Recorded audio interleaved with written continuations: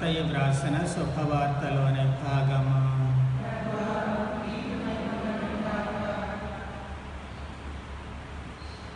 తొమ్మిదవ అధ్యాయము మొదటి 8 వచనములు.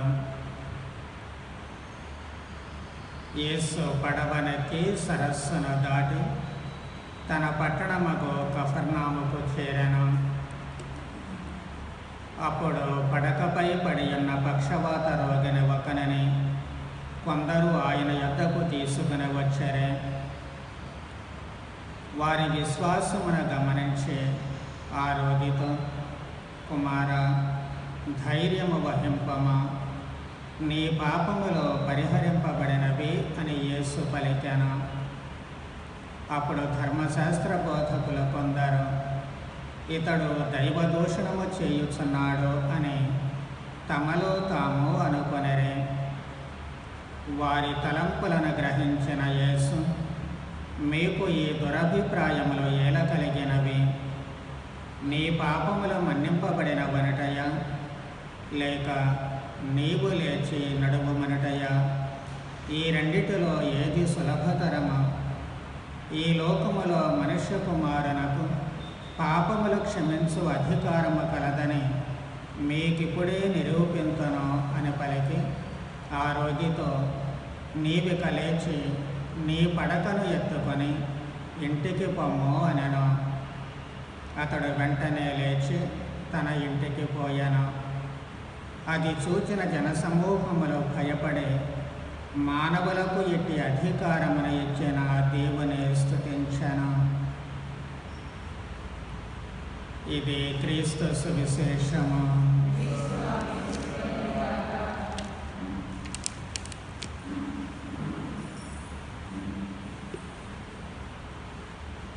పరలోక సంపదన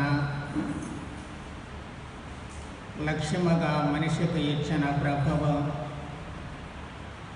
మొదటిగా భౌతికంగా, సామాజిక, కుటుంబ, ప్రకృతి, సాతానుపరంగా బలోపేతము చేసిన ప్రభువు ఇప్పుడు ఆధ్యాత్మికంగా బలోపేతం చేయడానికి శ్రీకారం చుడుతూ ఉన్నారు. భౌతికంగా మనిషి ముందుకు సాగాలి అంటే ఆధ్యాత్మికత అవసరమవుతూ ఉంటుంది. ఆధ్యాత్మికంగా మనిషి బలపడినప్పుడే మానసిక ధైర్యము వస్తూ ఉంటుంది.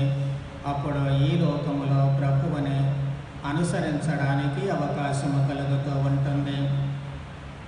ఆధ్యాత్మికంగా బలోపేతము జరిగేటువంటి నేపథ్యములో 3 అంశాలు ప్రధాన పాత్ర వహిస్తూ ఉంటాయి. ఒకటి సాంఘిక విశ్వాసము, రెండవది దైవ వాక్కు, మూడవది పాప నిర్మూలన. పక్షవాతపు రోగి స్వస్థత కలిగినటువంటి నేపథ్యములో ఈ 3 అంశాలు బయటపడుతూ ఉన్నాయి. వాళ్ళందరూ కూడా పక్షవాతపు రోగిని తీసుకుని వచ్చినప్పుడు అందరికీ విశ్వాసం ఉంది. కేవలము రోగికి మాత్రమే ప్రభువులను స్వస్థత పరుస్తారు అన్నటువంటి నమ్మకం కాదు. మిగిలినటువంటి వాళ్ళందరూ కూడా విశ్వాసముతో ఉన్నారు కాబట్టి తీసుకురాగలిగారు. కాబట్టి అది మూకుమ్మడి విశ్వాసము, అంటే సాంఘికపరమైనటువంటి విశ్వాసము. ఆ విశ్వాసమే అద్భుతానికి నాంది పలుకుతూ ఉంటుంది. రెండవది దైవ వాక్కు. దేవుని వాక్కును విని ఆచరించేవాళ్ళు రాతి పునాదిపై ఇల్లు కట్టుకున్నటువంటి ఓ బుద్ధిమంతుని పోలి ఉంటారు అని ప్రభువు 7వ అధ్యాయంలో ఇంతకుముందే చెబుతూ ఉన్నారు. దేవుని వాక్కు సజీవమైనటువంటిది. ప్రభువు నోట వచ్చేటువంటి ప్రతి వాక్కు నెరవేరుతూ ఉంటుంది. ఆదిలో కూడా భగవంతుడు అవునగాక అనేటువంటి మాటతోనే సృష్టిని చేశారు. కాబట్టి మనిషి బలోపేతుడు కావాలి అన్నా, సజీవంగా ఉండాలి అన్నా దేవుని వాక్కు ఎంతో అవసరము. ఆ వాక్కును విని దానిని పాటించగలగాలి. అప్పుడే సజీవుడుగా ఉండడానికి అవకాశము కలుగుతూ ఉంటుంది. ఇక్కడ కూడా అదే వాక్కు 2 రకాలైన అద్భుతాలను చేస్తూ ఉంటుంది. ఒకటేమో పాప నిర్మూలన, రెండవదేమో భౌతికమైనటువంటి స్వస్థత. నీవు లేచి నీ పడకను తీసుకుని పొమ్మంటే స్వస్థుడైన ఆ మనిషి అలాగే వెళ్ళిపోతూ ఉన్నాడు. నీ పాపాలు పరిహరింపబడినవి అన్నప్పుడు కూడా ఆయనకు పాప నిర్మూలన జరుగుతూ ఉంటుంది. కాబట్టి దైవ వాక్కు ఇక్కడ ప్రధాన పాత్ర వహిస్తూ ఉంటుంది.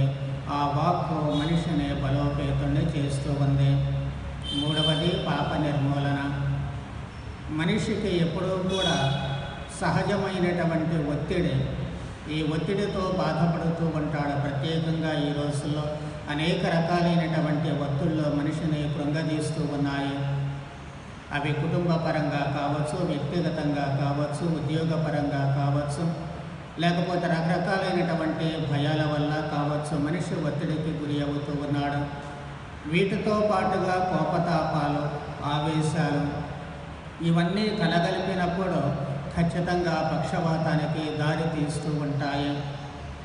100కి 100% అదే కాకపోవచ్చు, కానీ ఇతరత్రా కారణాలు కూడా ఉండవచ్చు, కానీ అధిక శాతం మాత్రము ఇవన్నీ కూడా కలగలిపి మనిషిని కుంటుబడేటట్లు చేస్తూ ఉంటాయి, మనిషిని మంచాన పడేటట్లు చేస్తూ ఉంటాయి.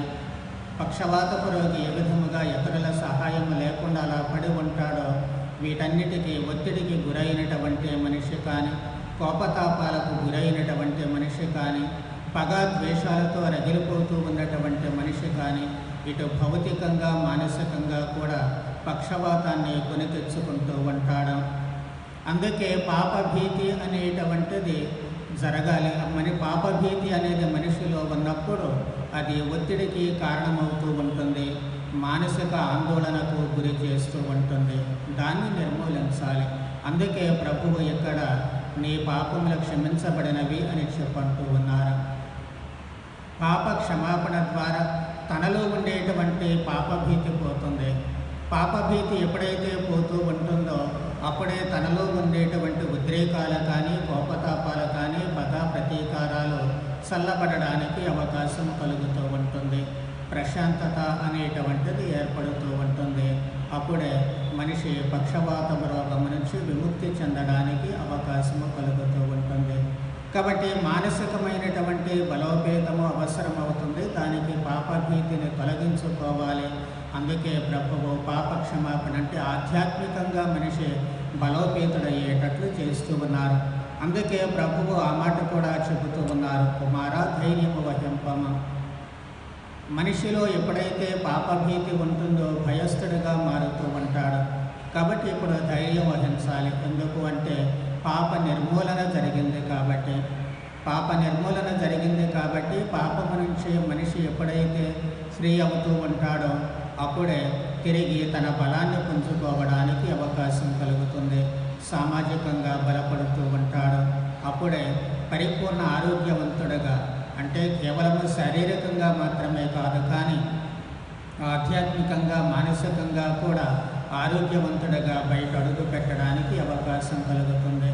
అప్పుడు తానే ఇతరులుగా భారంగా మారినటువంటి మనిషి ఇప్పుడు తన భారాన్ని తానే మోసుకుంటూ వెళతాడు. భారముచి అలసి సలసిన జనులారా నా యొద్దకు రండి, మీకు విశ్రాంతినిస్తానన్న ప్రభువు నా కాడిని మీరు ఎత్తుకొనండి అని చెప్పి అంటూ ఉన్నారు. కాబట్టి కనీసము ప్రభువు కాడి కాకపోయినా మన కాడి మనం ఎత్తుకోవడానికి బలోపేతులం కావాల్సినటువంటి అవసరం ఏర్పడుతూ ఉంటుంది. ఎప్పుడు అంటే ఈ మూడు కూడా మన జీవితంలో జరిగినప్పుడు.